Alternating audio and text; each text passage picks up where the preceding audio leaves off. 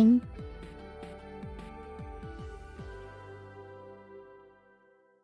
Welcome back to Passing Time with Craig. As always, I'm your host, Craig, and today I'm joined by Cory Horsburgh. He is a trainer and a friend of mine, and he is my trainer. He's been helping me for over 2 years get healthy, get in better shape, and it's been such a joy working with him. So we're going to talk about how he got into fitness. For those people curious about getting started, some best tricks and tips. Neither of us are medical professionals. This is not advice given out to you that you must obey or do. This is just what he does and what has helped me. So keep that in mind. We are not promoting anything, but I will say if you are in Calgary and you're looking for a trainer, Cory is fantastic. So we had a great time. We had a beer, we chatted, and it's a lot of fun. So please enjoy my conversation with my friend and trainer, Cory.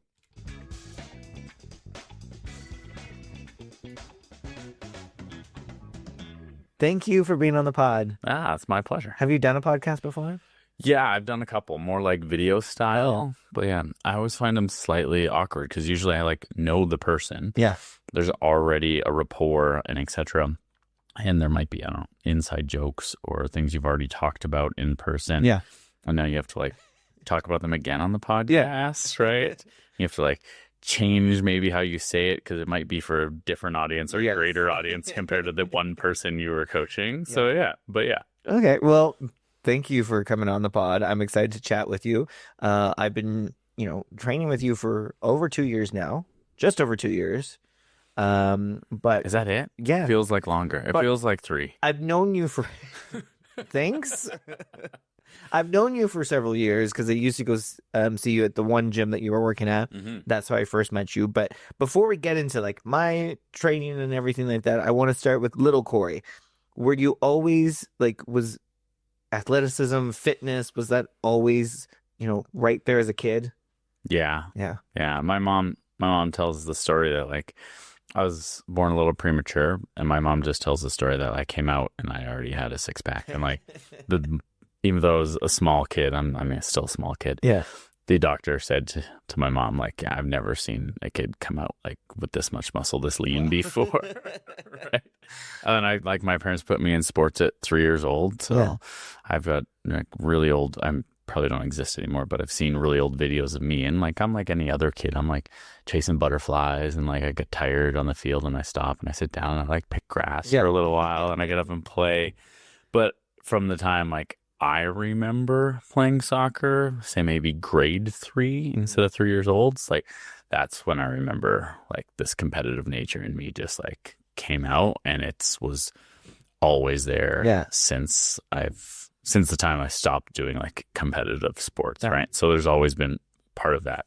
That's the thing I find so interesting. It's just people in the art field, it's one of those things where it's kind of just all you've known and think about is since you were a kid has just always been there for you. Yeah. And so, when did you decide to start helping others? When did this training come into your life? When did you decide, I want to help others with this? Probably high school. Right around high school is when I started recognizing how good the coaches were around me. And I had a couple of poor coaches, more by say attitude than technical knowledge. Yeah. And I remember quitting a soccer team in, I don't know, maybe grade 9 to go down a division because the coach was just better, right? And he treated his players respectfully. He wasn't, for lack of a better word, an asshole. Yeah. At that time I could already separate those things. And then in high school, again, I got really, really lucky. I had some great gym teachers that wanted to push performance athletics, and you could tell they were teaching gym class because that's fine, but it's Canada, so really they wanted to coach, and they were great high school coaches for the sports they did. And once they noticed that you took kind of interest in whatever the sport was, they kind of pushed that along and cultivated it and etc. Then as I'm getting into go into university, I was like, okay, I want to gym teacher. That's just kind of the idea I had. But I wanted to start with kinesiology. Because I like the science better than I like the teachy part of it. Yeah. Right? And I don't know if I want to spend my whole life in this brick jail for children. Yeah. Yeah, and I've gone back to schools and helped out lots, like for Yeah. weeks at a time with different projects and stuff they've done. And I'm very glad I didn't take that route. And I did the kin first, and then I was going to go into the teaching because that gave me time to also change my mind, Yeah. play with some other things. But yeah, it's like I felt like I had a good idea of the direction I was going probably the whole time. Yeah. Yeah. And I think you touched on something that I think is so important. And I mean, it's one of the reasons why I've stuck with you for these years now. Stuck with me. I chose the right word there. Yeah. Is because it's all about good coaches, teachers. Like, I mean, and that just not just in the gym or fitness world. Like, I mean, it's teachers, business managers, and everything like that. I mean, if you don't have a good one, you get really pissed off, you hate it, and you want to leave. So Totally. if you were a kid who maybe you weren't the most athletic kid in school, but you liked going to gym class and you had a good gym teacher, you had no problem. But if the gym teacher was not good and was just did not see how to work with you, you were a kid who hated gym class. And you mentioned leaving your soccer team to go to a lower division because you wanted a good coach. Like, it's such a key thing that people forget about, and it affects so many people who have gotten out of not doing anything physical because their experiences with coaches, trainers have not been good. Yeah, for sure. It's like anything else. I think there's two sides to that coin, right? You can have the kid in junior high school that just refuses. Yeah. And like, it doesn't matter how good that coach is, they're just not going to do it. And as somebody who like helps out with some hockey programs with younger kids, sometimes there's just that kid and you got to let them come around to it and just provide a positive environment for everybody else and hope that they will, find their step and they will get involved. And it happens more often than not.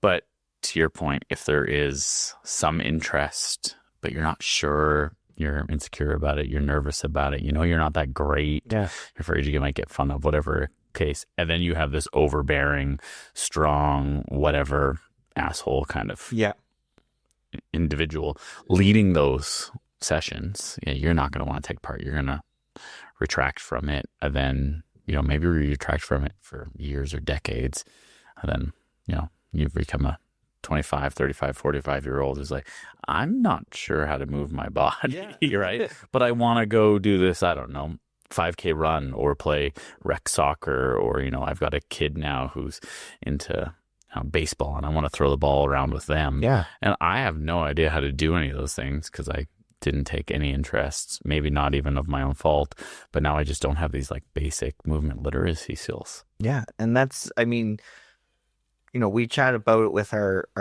friends who also come to the gym, and it's even just them, like Nicole and Simon skiing this year, skiing and snowboarding. They're in their 40s, so but now that they've been seeing you, like the injuries are easier, like because they're doing this physical stuff. Yeah, they've always skied and snowboard, but you injure yourself and you're not doing anything else other than that. You might just be like, I'm sore, fuck this sucks. But if you start doing something, just whatever it may be to help you get some physical things into your life, then it's going to be better. Yeah. Being stronger helps everything. Yeah. Right. That doesn't mean you have to necessarily like add 20 pounds of muscle to your frame, right? But you can stay the same size and be stronger. There's ways to do that. But just being stronger lets you do everything with more ease, right? Especially when you're talking about rec sports as an adult, right? Yeah. Skiing, oh man, like the things that could go wrong in skiing are so brutal that if you're not comfortable with that, you're going to avoid it altogether. Yeah. But if you've done some real basic stuff in the gym, you know how to like balance on one leg, catch yourself when you fall gracefully. Yeah. You're like, yeah, man, I could take the risk of going skiing. Like, I know if something bad happens, like that might hurt for a couple of days, maybe even a couple of weeks, but like I'll be okay. And it's not even necessarily skiing. We're talking about, I mean, those who know that, I record this, we're Calgary based. It's been icy as fuck. Oh yeah. Like, so it's even just walking outside and, Well, to go back to Simon. Yeah. Didn't he just like, we'll use this as an example. Yeah. He just slipped and fell on the ground and like Simon's gonna love the shout outs on those messed up his ribs, Yeah, right? And yeah. like, if you're stronger, you will recover better. Yeah. And if you're stronger, you're probably eating better and you're sleeping better and you're doing some of the other things, which is also going to help you recover better. Yeah. So yeah, they all kind of like go hand in hand. Yeah. So one of the things I wanted to kind of touch on and get into, kind of like some misconceptions, and I think about like going to the gym and seeing a trainer and everything like that. One of the things I think people kind of don't think about, or they think they have to, I'm going in to just fix everything, or I'm just going in to do all this. But what I like about you, the first meeting we had when I was signing up with you, is you were like, well, what do you want? Because it is different for each person, but I think people think, you know, they just go, I want to be healthier. But then you go, okay, what does that mean to you? So I was like, look, I find I've been getting more winded, and I've got all my nieces and nephews. I want to play with them. I want to hang out. I also know that, you know, I've been working in the beer industry, COVID and everything like that. I got a bit of beer belly, so I want to work on that. So do you find that people just think healthier is an overall blanket and they don't know how to tackle? Yeah. And I think there's so much information they get not necessarily confused, but distracted. Yeah. Right. Instead of almost everybody on the planet knows what to do to eat well. Yeah. Now, you might not have access to it all the time and et cetera. There's other barriers that can come into play. But you know you should be having a handful of servings of fruit and vegetables every day, right? And you should be getting, I don't know, let's throw a number out there, like 100 grams of protein a day, right? Or more, depending on your goals. But how many people actually do that? Yeah. And like take part in it on a daily basis, right? So people do throw the health thing over top. Yeah. But everybody knows how to be healthy. Yeah. It's about, are you going to do it every day? Yeah. Right? Are you going to take the necessary steps? Are you going to sacrifice the whatever other thing in order to eat your vegetables and go for that walk or do some strength training, whatever the case it may be? But I do think defining it for that person is super important because, yeah, it might just be, I need 10 minutes of energy to throw the ball with my kid or play with my niece and nephew. Yeah. Or it might be, I go skiing once a week, right? And then I go, I don't know, I play on a soccer team or go bowling or curling. Like I just need enough physical skills to do those things, enjoy my life.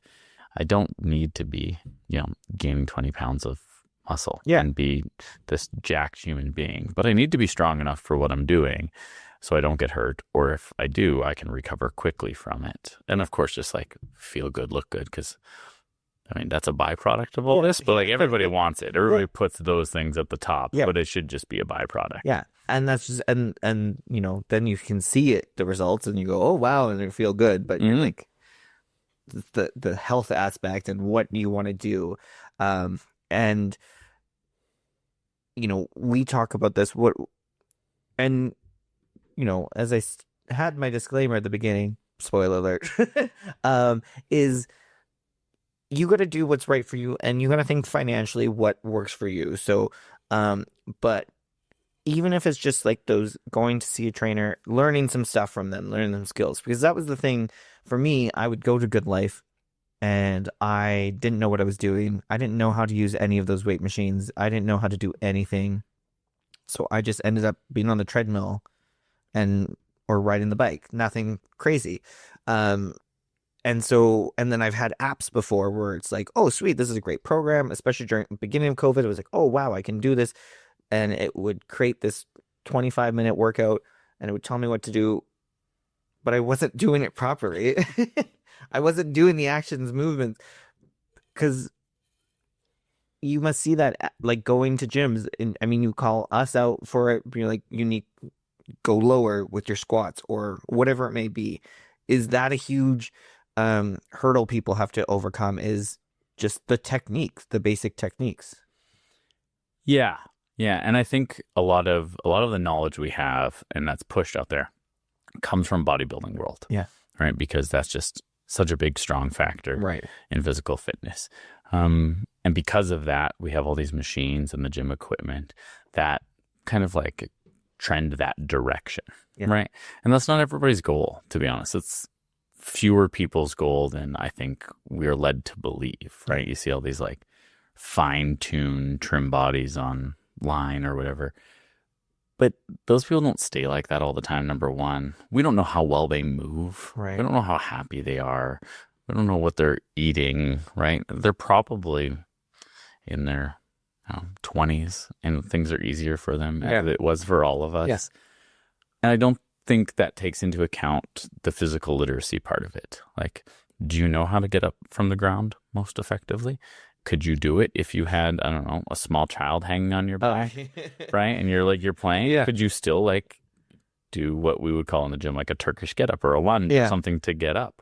Or would you like have a hard time positioning your body in a way that you can get your feet underneath you to stand up? Yeah. Right? It sounds simple, but we can progress it in the gym in a safe environment. And I think a lot of people don't understand that part of it, how long it takes to learn those skills so that we can properly progress in volume and load and etc.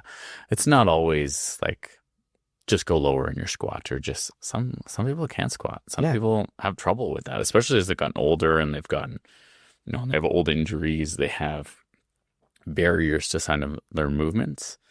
Okay, well then we have to find some new stuff. Yeah, and you've done that for me. There's things you introduce my program, and I try it out the first time, and then we try to do, and we just realized that my body can't do this at this point, anyways. And you changed it, and that's a helpful thing, because if I had just gotten that program and I went to the gym by myself, I would still keep trying to, and I would probably injure myself, and it would be really bad. Or get super frustrated and quit, stop doing it altogether instead of looking for an alternative. Yeah.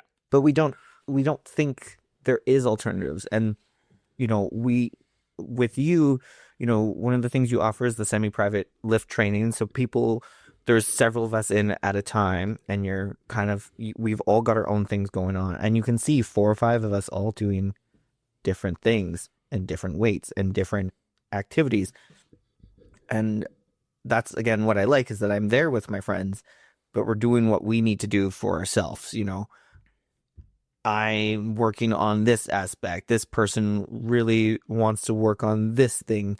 So we're not doing the same thing because it just doesn't work. But that's too many times. It's just a blanket. Yeah. Everybody do burpees, your favorite thing. Yeah, burpees. Yeah, that's a whole nother podcast right there.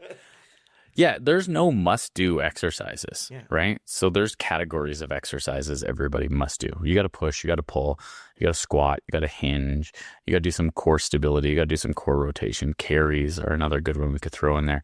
But how you do that can totally change from person to person. Like, you're a great example, because have you ever talked about like your kind of fitness journey? No. Okay. I think this is it. I think people will learn more from listening to you talk about yours than from me talk here. But we've tried goblet squats. You came in, that's what we did, right? We've done reverse lunges with you. We've done Bulgarian split squats, right? We've done front squats with a bar. Yeah. We've done back squats with the bar. Now we've moved to the safety bar because we like that the best. But we did it in a nice way that progressed, right? Okay. You've always had a good squat. But let's say you're at first, actually, your ankle dorsiflexion was like, meh, okay. So we used the little wedges underneath your heels. We had a goblet squat so you could stay up tall. Once you got used to that, you figured out, oh, this is where my body mechanics need to be. I have to keep my chest up. Yeah. We could get rid of those wedges right away because you had the mobility for it. That led us into the Zerchers, right? Because we can only hold, my gym only has 70-pound dumbbells, but we can only hold so much in a goblet position before the legs aren't getting to work anymore. Yeah. The arms are. You're holding on this big-ass weight. So we go to Zercher because we can load that more, right? And we were Zerchering, I don't know, over 100 pounds. Yeah. Right? Which, isn't that big of a number for a squat, but it certainly sounds big because we got into triple digits. And if you think about holding like a 120-pound dumbbell and doing that, that would be brutal. Yes. Right? No, thank you. Yeah. So you move to the Zerchers. I just blacked out thinking about it. Yeah. So you move to the Zerchers, and those went well for a long time, several months. We worked on them, and that got to the point where we're like, okay, let's do fronts. And I don't think we did fronts for that long. Maybe a couple programs. Yeah. your shoulders didn't like it. We just couldn't find a good position. We tried using the straps and different grips with it. We didn't really like it. I'm not the biggest fan of back squats because I find they're the hardest to learn. Right. But it took you over a year of doing other kinds of squats. Yeah. So that when we figured out front squats didn't work, I was comfortable being like, yeah, you can back squat. Like I've seen enough of your squats that, we might have to tinker with one or two things. And then we had the safety bar anyway. So we use that to keep your shoulders in just a more comfortable position. And now you're killing it. Yeah. And now we're at, what are we at for our squats? Oh, 2 something. Yeah. So we've doubled our squat. Yeah. Right. In a year and a bit since moving to the bar. And that's not even like purposely trying to double our squats or like go after our squats. We've just like been slowly adding volume and weight. And then you're like, next program, you're like, yeah, that feels good. We could add 10 more pounds. So we do it next program. And then next program's the same thing. Yeah, we could probably add 10 more pounds. And it's not on purpose. Yeah. Right. But that has taken, let's say, 2 years for you to get to, right? Because we started probably less than you could actually do. Yeah. And then we built up so your body could acclimatize to it. And to go back to the original question, like I think that's the part people miss. They don't realize how much time it takes to build those skills, understand what like heavy is, understand what, 1 rep in reserve is, understand just how low they need to go into a range of motion, right? Yeah. Or just how much bracing needs to happen if they want to add that extra 10 pounds.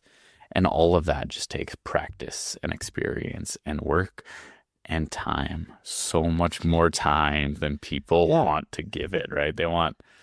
We'd all love the pill that fixes us quickly, right? And then like in 4 months, everything's gone. Yeah.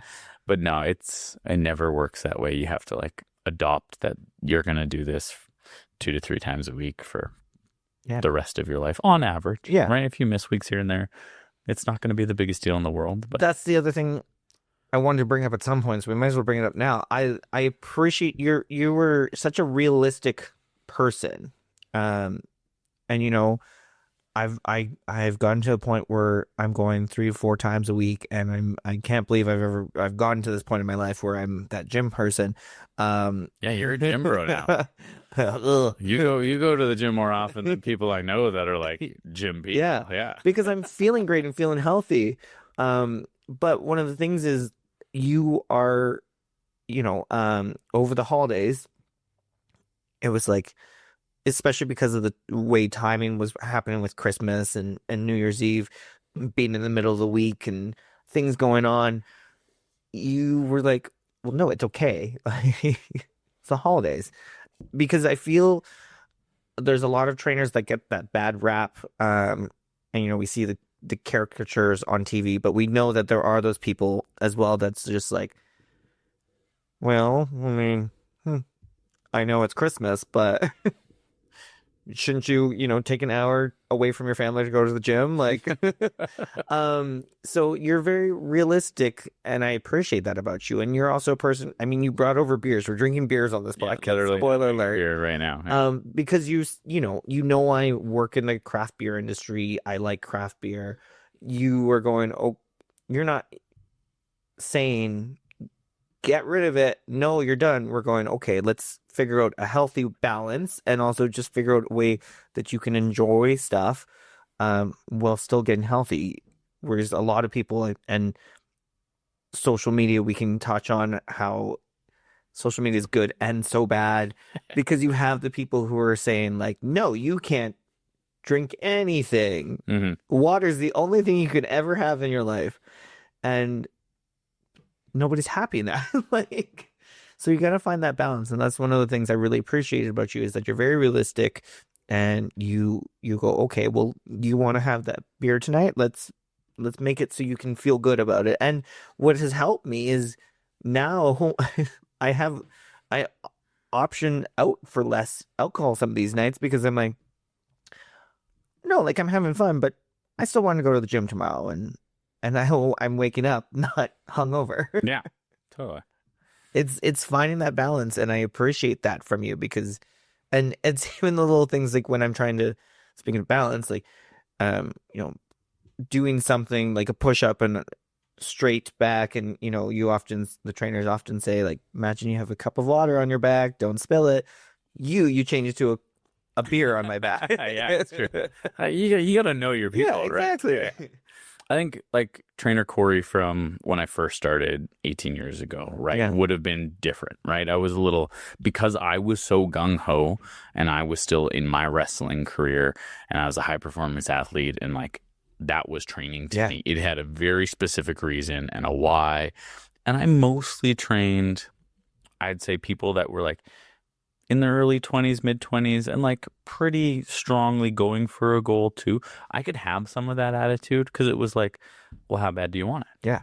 Because if you do want it bad, you do skip things. Yes. Right. Absolutely. I've sacrificed so much time with friends and beers and good food and etc. along the way. My buddies tell stories from like when they went to, I don't know, Cuba and Montreal, or even like more local stuff. And I'm like, was I there? And they're like, oh, no, you were there. You were probably at a wrestling tournament or training or something. Yeah. So there are sacrifices to be made depending on your goals and the time frame of your goals. But as I've gotten older and I'm not a high performance athlete anymore and etc., it's like, yeah, most people, including myself, want a nice time and a beer with a good dinner, or a glass of wine, or, even just a good dinner, right? Picking a fuller, richer kind of meal. Yeah. Those things matter to people, right? Now, they still matter to me less personally. Sometimes I don't fully understand it, but that's not for me to judge, first of all. It's like, okay, well, you like to have, 2 really nice meals. I know you have, like, you go out, we have a date night, for example, and that's always a nice meal. Okay, how do we work around that, right? How do we minimize the damaging effects of that and optimize some other things, right? So, like, for example, you and some beer, we've talked about, like, okay, every time I order a beer, I order a glass of water, right? Even if it's not like a pint glass, small glass of water, right? So that way I'm diluting it a little bit, I'm getting something else. Maybe by the end of the night, that saves me from buying 1 or 2 beers that, I might have had otherwise. And that also means I wake up feeling just a little bit better, which means my workout's a little bit better, which means I probably make better choices for food that day. And it kind of just like steamrolls downhill, right? But I've actually had to like learn some of those things both for myself as I left, high competitive sports, and also with the clients I've trained who like maybe have never played sports or don't give a crap about being fit or healthy, and I have to be the one to like convince them through experience, not my words, that like maybe not having that extra glass of wine or that extra serving of your favorite meal or whatever is the right choice, because you feel better for it tomorrow, right? And then that just snowballs a little bit more and a little bit more, and that's what it is. That's the key, is there's no guilt. And I think that's the huge thing that has helped me and helps, our friends that are coming to the gym with me. Like, we don't feel guilty for, especially, we all know this. You've had a crap day. It's been really bad. And you're coming home, on your way home, and you see Dairy Queen, and you're like, you know what? I want a Blizzard. And honestly, that Blizzard is going to make me feel happy. And it's just like one of those things. It's just that pick me up, or, whatever it may be. Like, you take your kids to the movies and you decide, or for me, I take my nieces and nephews and I'm like, we're getting whatever the frick you guys want. Let's get popcorn. Let's get candy. Let's do this. But I don't feel guilty and going, oh God, like, I can't post this because Cory's going to see it and he's just me on, well, Craig. Yeah, I mean, guilt is a maybe underutilized tool. It is a wonderful tool, but it can't be weapanized. Yeah. Right. I think like that's, you should feel guilty for certain things. Yes. Right. Everybody should. We all have things that you feel guilty for. But like, you don't need it weaponized against you. You probably feel it in your life enough, regardless of what it's for. But let's just use like working out and food as our example. That's because that's what we're talking about today. But like, nobody else has to rub that in your face. I don't have to rub that. You probably are already like, man, fuck, I ate way too much chocolate over Christmas. Yeah. I don't need to get on you about that, right? Instead, it's like, okay, well, like, what are we going to do now? Let's get back on track. If you want to like cut down on some calories that you're having over the next 2 weeks because of it, that's fine. But like, don't go crazy, right? Because then you're gonna hurt yourself the other direction, right? So let's just like find our way back. Maybe the goals you had of losing weight in 6 months now need to be changed, right? Maybe that's a 7th month goal now. But like, I don't need to get after you after that. That's a you thing, right? Yeah. I mean, I love guilt. I love making people feel guilty, but I will never weaponize it. Exactly. You have a fun way of doing it, and I get, and it's the same as it's the friends that people do the guilt trip on. That's just like the fun, like, but so now people, it's New Year. We're a few weeks into it. People debate about, they want to get healthier, but they're nervous. Like, it's scary going to a gym, especially if they haven't been ever or years, even if it's been 5 years. Like, maybe it was COVID. I mean, it's been 5, almost 6 years now, since people have gone in the gym, and now they want to get back into it. Like, what do you hear from clients? Like, what are their fears, and like, how can people overcome this? Is it going and chatting with people? I think now that you bring it up, that's definitely one of the better things you can do, right? Yeah. Like, I think if you're nervous and you don't know, the easiest way to help yourself is humble yourself and ask somebody, even if you do know, right? Maybe you got a good idea already. Yeah. But you see somebody like, oh, they've got a really nice, squat or deadlift or lunge, or maybe just like the size of their biceps. You're like, yo, how do you do that? Can you help me with this or whatever? Right? That person may not even give the best advice, but it helps start to build a community, right? And that might be just what you need, right? Because the truth is, everybody at the gym is so vain. They're just staring at themselves in the mirror. Especially if you go to like a Good Life or one of these like big box gyms. God bless those places, but nobody's looking at you. And if they are, they certainly don't care enough about you to give you a second thought, right? There is no way you're doing something so ridiculously crazy that they're judging you for it, right? Unless you're like Spider-Manning off equipment. Everybody's messed up. Everybody's done things weird or goofy at first as they learn. So I think the easiest thing to do is grab a piece of equipment or two that you can use for a lot of different exercises, like a dumbbell or a kettlebell, and just go do your exercises in the corner or on the turf or in the studio room or something like that, right? And as you show up more, people are going to recognize that you're showing up more. Yeah. And then you're going to start to get head nods. Like, oh, there's, Jimmy's here again, or Jane's here again. And you see that person every day at 4:00 when you show up to the gym or whenever it might be. And eventually you can start talking to those people. They become your community, right? Yeah. Now, there's always going to be the uncomfortable guy or girl at the gym that just like gives you the heebie-jeebies, and you're like, that, but like that happens everywhere. That happens at work, at the bars, and like everywhere you go at. Unfortunately, it's something we have to deal with every aspect of our life, no matter what it is. Grocery shopping. Yeah, Costco's full of them. Let me tell you, you can get them in bulk there. No, it's just, there's always going to be that, right? So unless you're going to a gym like mine, which is like more private, you're there with a group of people that are kind of there for the same reason. They all know me, right? Semi-private training. You're going to run into some weirdo strangers, right? And you got to kind of not care. You got to kind of lose a little bit of your own ego about it and just not care if you look a little foolish as you start. Yeah. Because everybody looks foolish as they start, right? Yeah.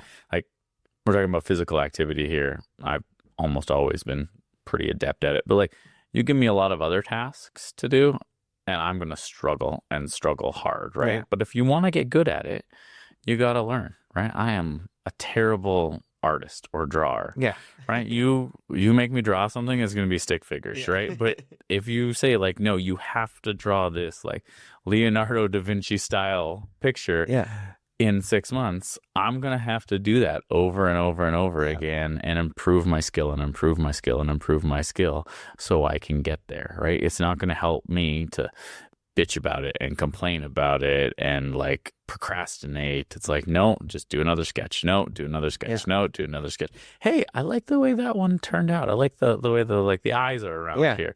Okay, well, let's use that in the next one, and then et cetera, until you have the skill set to like walk in and feel really confident. Yeah. But that confidence doesn't come without failures and a lot of failures. That's literally what confidence is. Yeah. It's having gone through enough failures that you know less failures are in your future, right? That's it. That's all confidence is. Yes. Yeah. And it takes that time, as we've talked about. I mean, like especially those first few months that I was there, and like if there was anybody else in at the same time, I was like, oh God, like this is nerve-wracking. Like someone's gonna watch me. I don't know if I can do this. I don't know if I'm doing this right. But it's like, well, but I'm learning. It's something new. I just got like, you just showed me this yesterday, and I'm just learning this now to do it. And it's getting out of your head is such a big part of it. Can be really difficult. Especially if you were one of those more uncomfortable kids with movement or gym class or whatever, like we talked about earlier. Yeah. Right? Becomes more challenging. And the longer you sit on it, the easier it is to get anxious about it or feel self-conscious about it. The sooner you get after it, the sooner you can kind of like battle that demon. Yeah. And things like I wanted to work on this beer belly. I wanted to not get so exhausted and tired so I could hang out and play with my nieces and nephews, go for bike rides, all that stuff. In my mind, I didn't have like, oh, but someday I'm going to do a trap bar deadlift over 300 pounds. But I got there. Here we are. Yeah. And so it's just like that thing that it was not a focus or thing that I was like, well, that's not me. I'm not going to be able to do that ever. And then I did it, and it was just like, it kind of sneaks up on you. You're like, where the fuck did this come from? Yeah. How did it, what? You're such a great example of that though, because you came in with like pretty modest goals. Yeah. Very little injury history, and kind of like this ignorance is bliss about it. Yeah. Where it's like, I don't know what I'm doing at the gym. Yeah. I don't even know like what weights are normal to lift or not to lift. Yeah. So I'm just going to like follow Cory's programming and do what he tells me to do, which for a coach is the perfect client, right? It's a blank sheet of paper to get to work with. But yeah, then it just becomes part of the process, right? It's challenging sometimes when somebody comes in with a preconceived notion, right? Because then expectations are set or timelines are set. But if you're just coming in and you're the average person, you just want to get healthier, you just want to feel better, get a little stronger, be more resilient, you just have to keep showing up, right? And that's literally what you did. Yeah. To your point, did you ever think you'd lift 300 pounds off the ground? No. Like in any capacity? No. I was like, that's... No, it's a pretty normal thing for you. Yeah. Right? Yeah. You don't have to think twice about it. You're like, no, I can do this. I can do this for like 4 reps, 6 reps, 8 reps, whatever, right? Yeah. Yeah. Tell more about how perfect I am. Yeah. Why am I the best client? Moldy. That's you're moldy. And one of the other things I wanted to touch on as well that is something that I didn't think about before, coming to you and getting these programs, and I think a lot of people don't, is even the importance of just mobility and like what that means and what that looked like. Because I think people go to the gym and they go, yeah, okay, I'm lifting these 300 pounds, I'm doing all this stuff, but what's the other things that they're doing? Like, and again, I've said some of the hardest, I'm doing a 315 pound trap bar deadlift, and then the next moment I've got a 2.5 pound weight on my ankle that I'm just lifting up. I'm like, oh fuck. But now my ankle and my mobility is a lot better. Like, I think people don't realize how it can stop you from going further, and the importance of doing some of these kind of more simple, basic, maybe no equipment needed type situations. Yeah. You get stuck in the positions you're in most. Yeah. Right. So if you're slumped forward over a desk all the time, or you're sitting all the time, muscles just it's less about the muscle and it's more about the nervous system. But they get told by the nervous system basically, hey, this is the position we're in most. So like stay here. Yeah. It's safe. It's comfortable. We're good. But then you go, I don't know, you go skiing or you do some running, go for a 5K, and all of a sudden, like these hip flexors need to be at length, right? Because you're like pushing off the ground, extending at that hip. And your body's like, what the hell is going on? Like, we haven't done this for months. And now, like, just because it's 10 degrees, Joey, doesn't mean you get to go for a run Yeah. and go 5K as fast as you can, Yeah. right? I'm not going to feel good at No. that. So working on that kind of stuff, first of all, keeps you mobile, but like pliable and resilient. So when you do get into range of motions that maybe aren't your everyday, you're comfortable there. And we talked a little bit about doing the things in the gym is to prepare you for the everyday stuff. Yeah. But we do it in a safe environment, right? We're not running the 5K or going down a hill at 40 kilometers an hour. We can control the stuff in the gym. Yeah. And when we can control it, we can work on it and we can progress it. So we can, get our arms at a bigger range of motion and reach further back behind us. And that's going to save us for when we go throw the football with, a bunch of kids out in the field, because that's just what the nieces and nephews are doing today, right? And then you don't go home hanging your shoulder because you like reefed it out of position trying to throw this 40-yard bomb to your 12-year-old nephew running down the field, right? But those things happen all the time, right? So working on that in a controlled, safe environment and trying to increase the capacity and then the mobility of that joint is going to be super helpful, because then you're doing all the strength work anyway. So if you increase your range of motion and then you strengthen through that range of motion, it's more likely to stick around. And if you're doing it 3 or 4 times a week, you're going to win that battle, even if you're sitting more than you'd like and etc. Right. And if your first time coming to see you and you get an assessment going and seeing what they're capable of, is there's things that people don't realize that they have these issues with. There's limitations, like shout out to Chef, wonderful Chef who's now seeing you as well, is like some of those mobility stuff that he didn't realize, like it's like, oh, I can't touch I'm lying on my back and I can't touch the ground, and realizing those things and then working on it and figuring out, again, you then go, what I love is that it's not just a cookie cutter for every single person and people are doing different things, because it's just like, oh no, you can't do what they're doing because you don't have that mobility.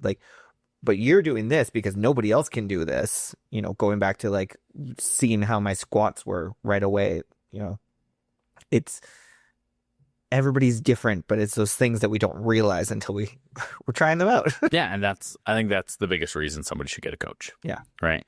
Even if you don't necessarily need to see them every day, every week.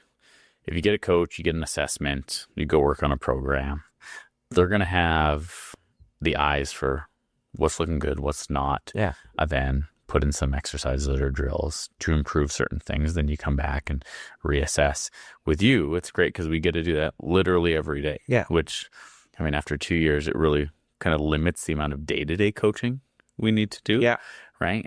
But it increases the amount of thoughts. Are you saying I'm done? I don't have to come back ever again? You don't need to see me personally as often. You could do some more solo work. That's okay. You go back to Good Life. You're safe to go back to Good Life if you want.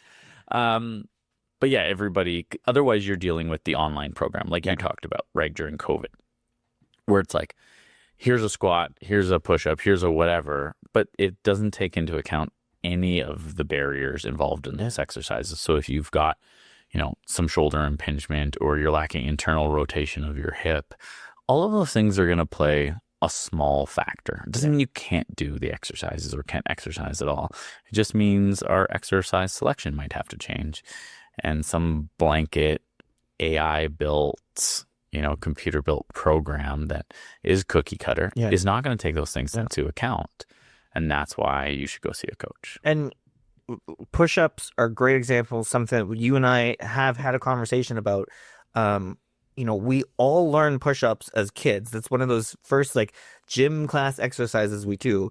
But as I was saying to you, this gym teacher who oftentimes is also your math teacher is teaching 30 kids to do push-ups and kind of just blanket, and we don't learn to do it properly. Did you ever actually get taught to do a push-up? Because I don't think I ever got No, taught until probably university, like not even high school. It was just like, go do It was push-ups. just go do push-ups. Yeah. And so nobody was telling us. So you and I have worked, and now I'm so more confident in push-ups and doing proper push-ups With weight on your back. with weight on my back. Wow. How I'm supposed to be doing them and looking.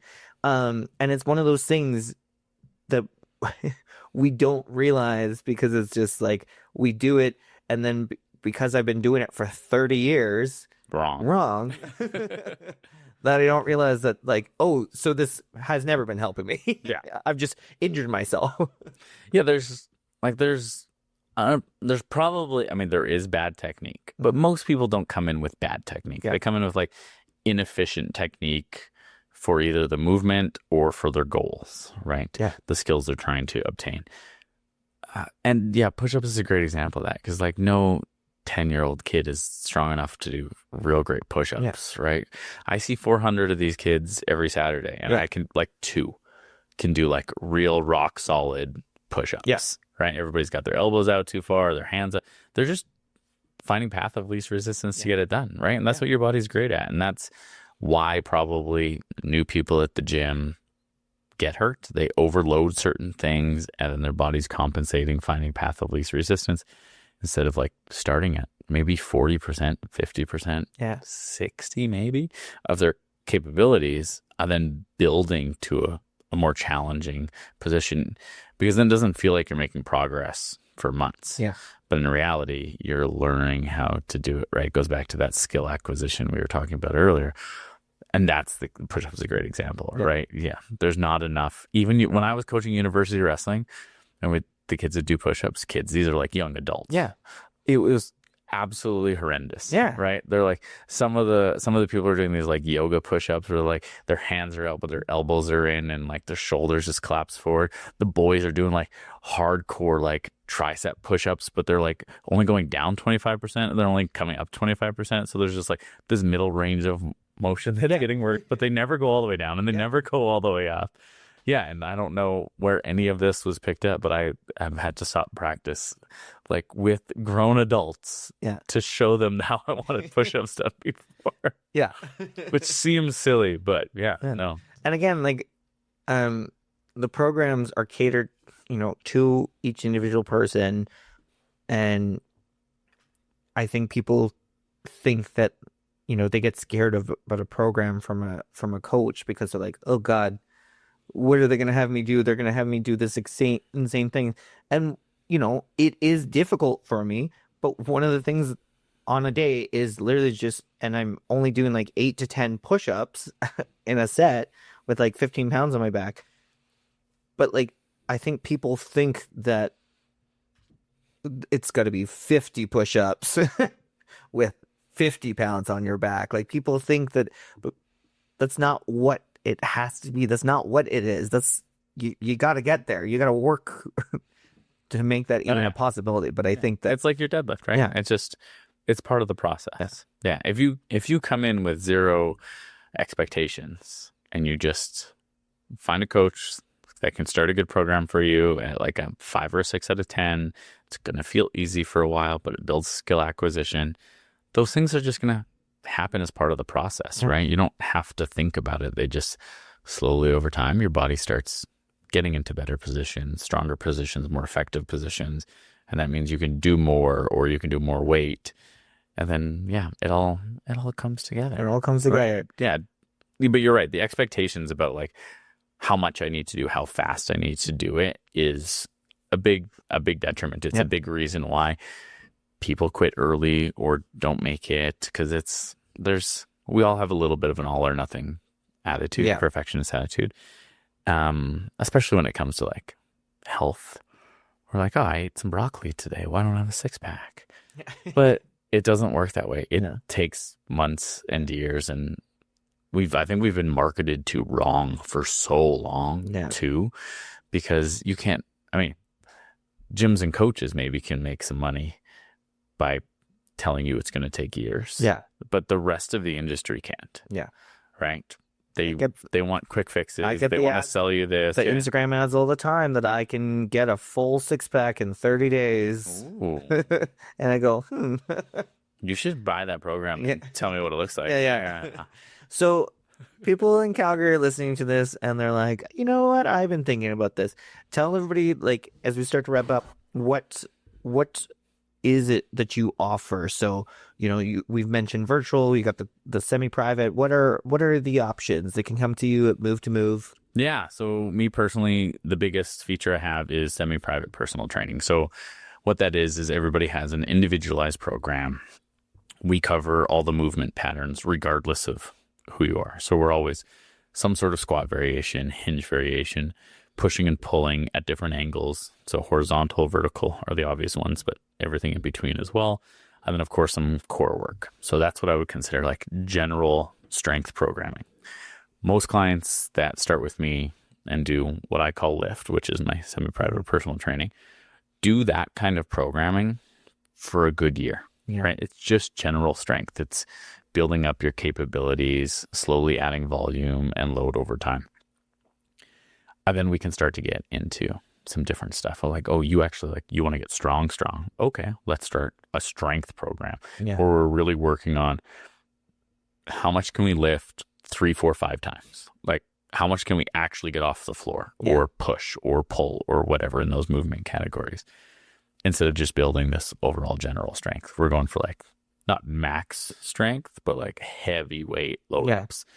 Maybe somebody's trying to build endurance for a run or something. They need to be resilient. Okay, well, now we're going to change that program up a little bit because, their glutes, their core, their calves need to be strong because they're hitting the pavement, thousands of times as they build towards their 5K, 10K, half marathon. That's a different training plan. Most people don't start there though, right? They're starting at the skill acquisition phase. So that's what we're doing in lift. And there's, I have dozens of different templates I use for the people that come to lift. And then I put their individual exercise selection, loads, volumes into those templates, right? So it's truly individualized because it's not one template, everybody gets it. And then I run a lot of remote training, right? That's my next one. So I never necessarily have seen these people. Some of them I have. A good amount of them, to be honest, are old clients that have just like moved away, different cities, different parts of town. They want to keep training. They like the relationship we've built. So they want to continue that and keep my programming. Yeah. So that's a fun one because it's kind of like a messenger service. We get to like talk with them most days, right? There's like almost like they're texting back and forth. I can click and play with their programs kind of like at will. They can be in the middle of a program messaging me about the exercises and how it's going today. Yeah. I have one client that will literally do that. I know she's working out because like every 5 minutes, there's a new message on the message board about the exercise she's currently working. So I just envision her like on the machine. She's doing, I don't know, hip thrusts or squats, and like between sets, she's like, set 1, felt good, blah, blah, blah. Set 2. Yeah. I'm like getting like a detailed response. And it sounds funny, but like that's one of my best clients because I have all of the statistics of how everything went that day. It's not just like Friday. They messaged me like, hey, things were good. Cool story, bro. Like, can I get to more?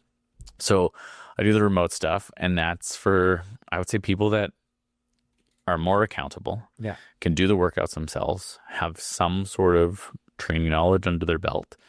There's video demos for everything, and there's lots of coaching involved. So it's not like you have to already know what you're doing. I've got a few clients who haven't stepped in the gym ever before, or it's been decades, literal decades since they have. They're doing it with me, and it's no big deal. There's a little bit more of like helping them out and hand holding and walking them through it. Not a big deal. And that's a newer technology. It's a different kind of training that I didn't grow up with. So I'm still adapting to it a little bit, but I'm finding quite a bit of enjoyment in that, just because it can be very interactive, which is fun. And then the last thing I do is just kind of like a general workout class, right? I call it Metcon, so just metabolic conditioning. And that's just me running a class like lots of gyms would, and everybody's following along. They're all doing the exact same exercises.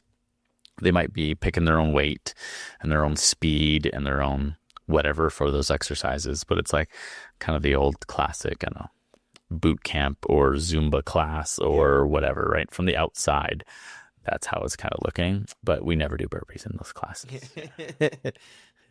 Don't get him started on burpees. But if you follow him on Instagram, you'll see the occasional story where it's just him ripping apart. Yeah. I haven't done those in a while. No, but yeah, there was a good amount of time Yeah. where every few months I would make sure people still knew that I hated burpees the most. Yeah. Yeah.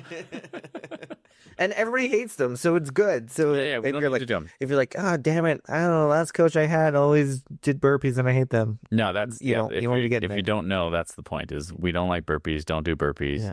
There's better exercises. Yeah. Okay, well, thank you. I appreciate you for so many reasons. I'm so much healthier and happier, and I feel great because of this 2+ years seeing you. And there's times where I refer to you as my friend, and then when I'm mad at you, you're my trainer.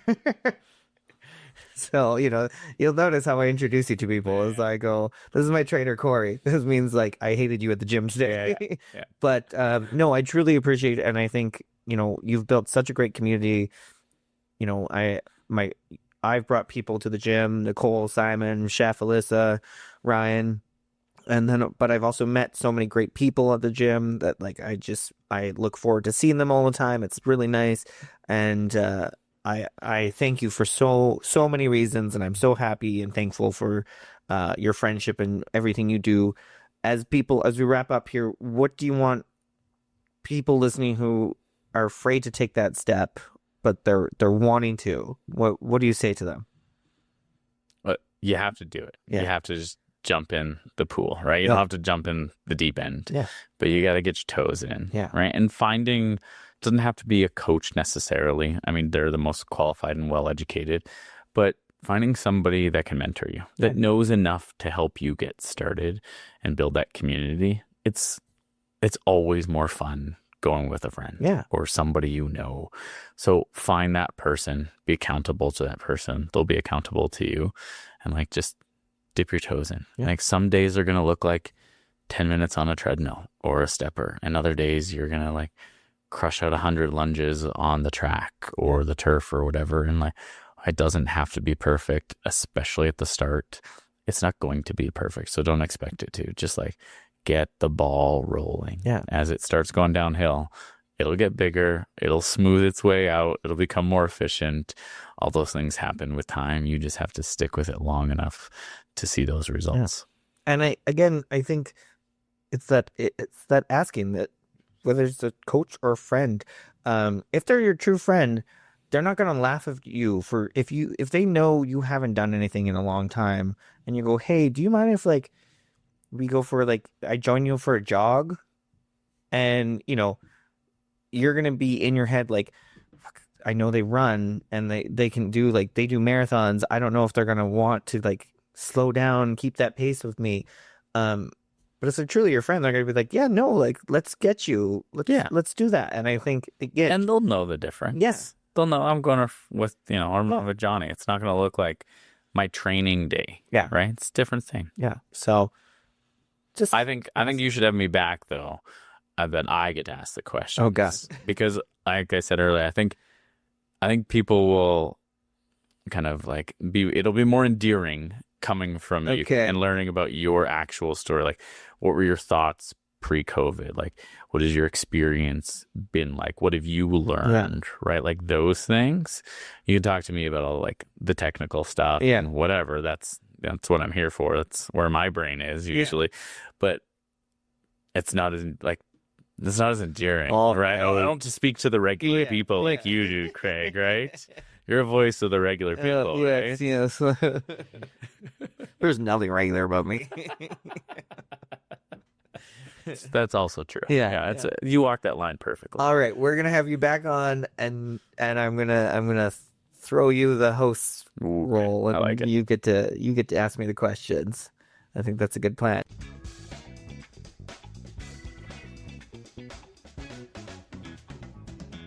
Thank you so much, Cory, for everything you've done for me over the past 2 years. If you're interested in chatting with Cory, just shoot him a message on Instagram or search up Coach by Cory. Like we mentioned, there's a couple different options for you. And this is really just, I want to have a conversation because he's meant so much to me over the past few years and made me feel so much better about myself, feeling comfortable with who I am and doing stuff I never thought possible. So thank you again, Cory, for everything you've done. And if you have any messages and you want to talk to me, if you're scared, you can send me a message on Instagram at PTWCraig, passing time with Craig for all the fun ways to pass the time. But send me a DM if you're, nervous about taking that step. It's a scary, scary step. I was nervous and now I'm comfortable in doing stuff at the gym I never thought possible. So once again, thank you, Cory. Thank you all for passing the time with me and listening. We'll chat soon. Bye.